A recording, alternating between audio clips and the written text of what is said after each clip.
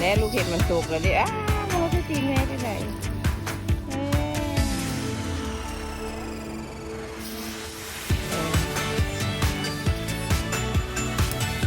น้ำคอยดิ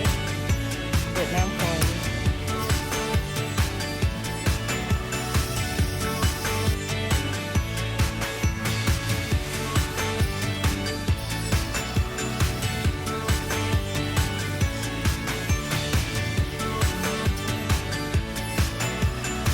บอกว่าพอแล้วออดี้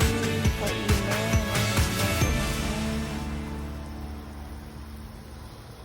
พอได้เงียงพอได้หด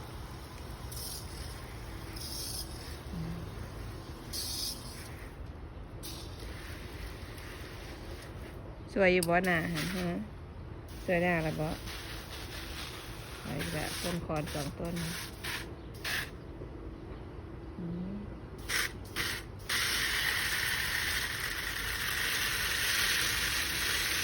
ค่อยๆแม่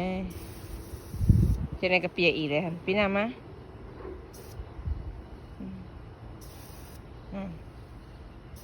ผมขี้ดื้อเพื่อน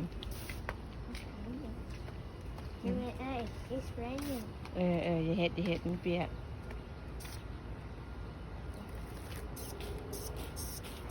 เฮ้ยต้นไม้แม่จะตาย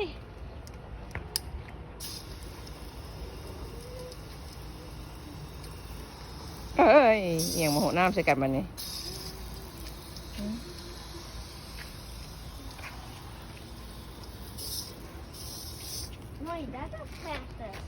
ฮะ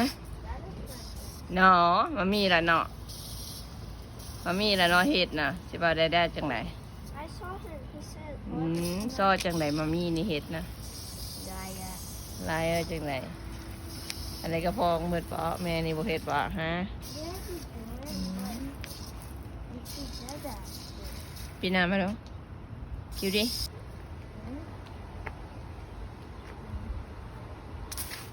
อย่าเห็ด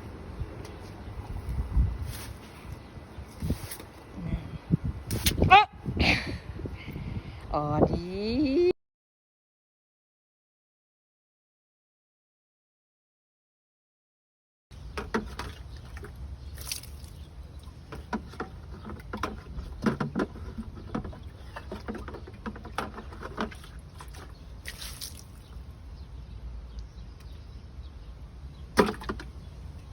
Thank you.